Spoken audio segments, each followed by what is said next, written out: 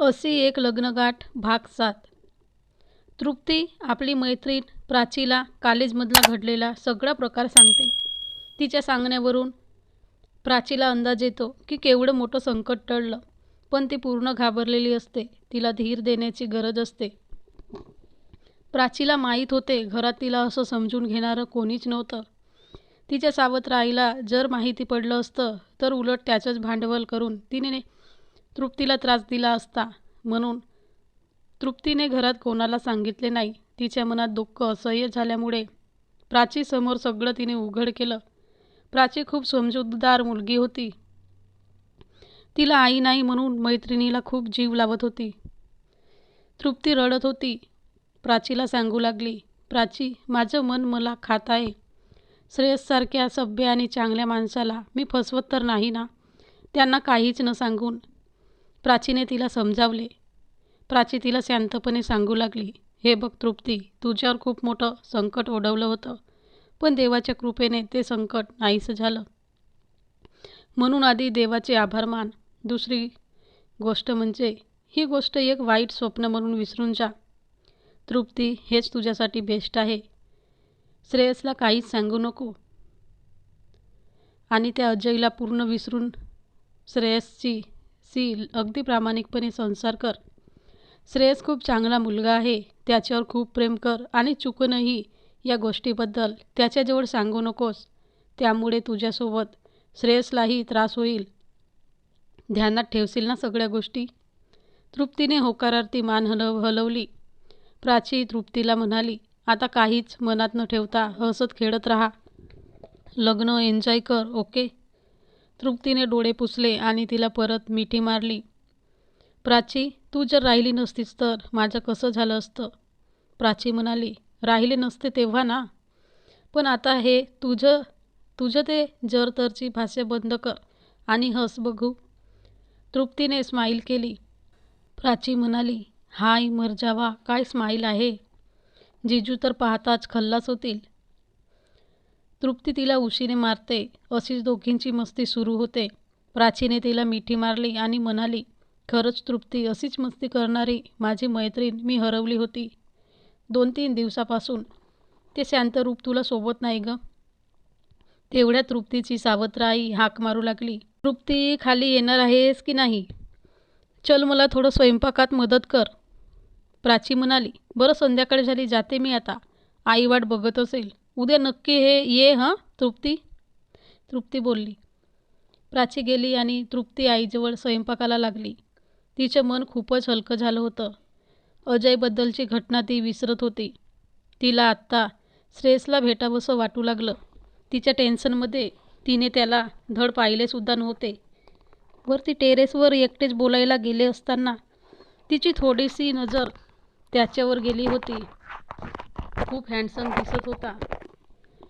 तेव्हा मात्र ती त्याच्याच तंद्रीत होती. ती त्याच्यासोबत कसं तरी बोलली. त्याला भेटण्याचा योग तिला लवकरच आला. श्रेयसला सुद्धा अजून परत तिला भेटावंसं वाटत होतं. श्रेयसच्या आईने सांगितले, श्रेयस बेटा, तुझ्या 2 दिवसानंतर साखरपुडा आहे. तुम्हा दोघांसाठी अंगठी पाहिजे. त्यासाठी सोनाराच्या दुकानात बोटाचं माप देऊन अंगठ्या घ्यायला तुम्हा दोघांना जावं लागेल. आजच्या दिवशी कंपनीत जाऊ नको. तुझे वडील जातील.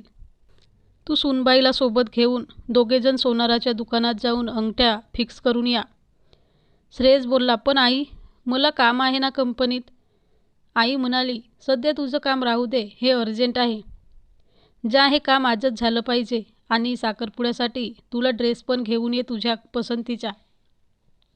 तृप्तीच्या आईला फोन करून सांगण्यात आले की ठीक 10 वाजता श्रेयस गाडी घेऊन तृप्तीला घ्यायला येणार आहे, शॉपिंगला घेऊन जाण्यासाठी.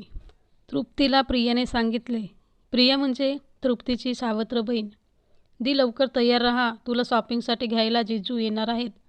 आणि दोघी बहिणीची मस्ती सुरू झाली. वरतीच तृप्तीच्या रूममध्ये प्रिया म्हणाली, दी, जिजू तुला गाडीतून घेऊन जाणार आहेत शॉपिंगला. जिजू खरंच किती हँडसम आहेत ना.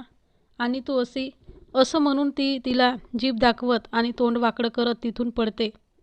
तृप्ती म्हणते, प्रिया थांब, तुला बघतेच मी.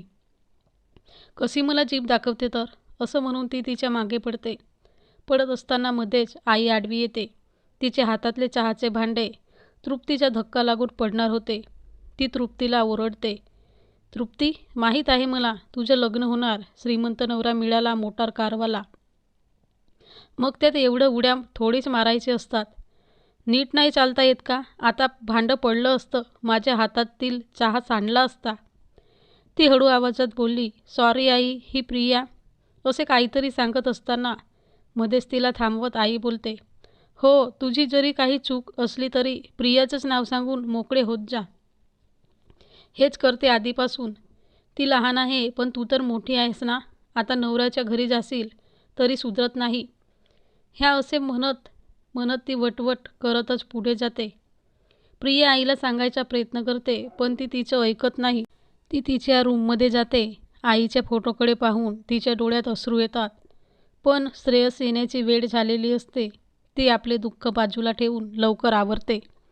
असंही तिला सवय झालेली असते सावत्र आईचे सदाकदा बोलणं ऐकण्याचे. ती स्वतःलाच म्हणते, जाऊ दे, लवकरच सुटका होईल माझी या घरातून. ती लवकर लवकर तयारी करते. अगदी साधाच मेकअप करते. मरून कलरची प्लाझा आणि त्यावर फिकट गुलाबी रंगाची सावरिया टाप घालते. कानात छोटेसे डूल, ओठांना फिकट गुलाबी लिपस्टिक, केसांना मध्यभागी क्लिप लावून केस मोकळे सोडते. तेवढ्यात श्रेयसची कार दारासमोर येते. प्रिया श्रेयसला बोलते, जिजू आत या ना. तो कारमधूनच सांगतो, नाही प्रिया, खूप वेळ झाला आहे, लवकर बोलव तुझ्या दीला. प्रिया बोलते, ओ जिजू, माझ्या दीदीला भेटायची घाई झाली आहे तुम्हाला. श्रेयस खाली मान घालून फक्त हसतो आणि सांगतो, अगं वेळ होईल म्हणून. हो हो, आली दीदी पण. असं म्हणत असताना तृप्ती घरातून बाहेर येते कारजवळ. तृप्ती येताच श्रेयस तिच्याकडे पाहतच राहतो. अगदी हलक्या आणि साध्याच मेकअपमध्ये तिचे सौंदर्य अजून खुलले होते. श्रेयसला वाटले, अरे हिला जितक्या वेळा भेटलं तितक्या वेळेस हिचं रूप अजूनच खुलतं. प्रत्येक वेळेस, प्रत्येक ड्रेसमध्ये, प्रत्येक मेकअपमध्ये ही अजूनच सुंदर दिसायला लागते. तो तिच्याकडे पाहत विचारात गढलेला असतो. तृप्तीही त्याच्याकडे बघते.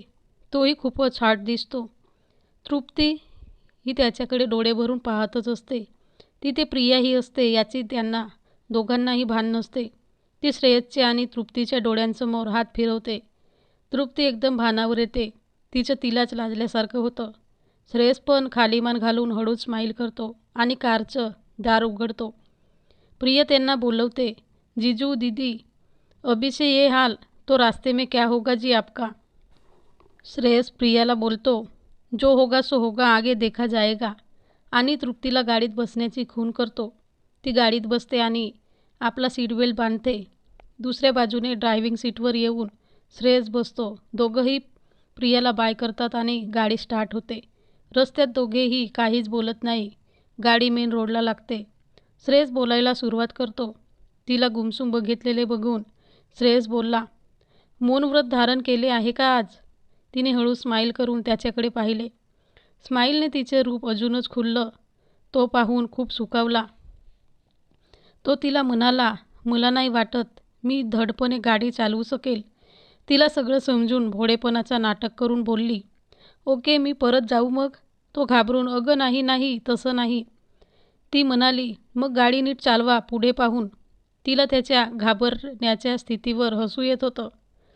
तर मित्रांनी मैत्रिणींनो, बघूया पुढच्या भागात काय होते. तर सबस्क्राईब केले नसेल तर सबस्क्राईब करून घ्या लवकर प्लीज.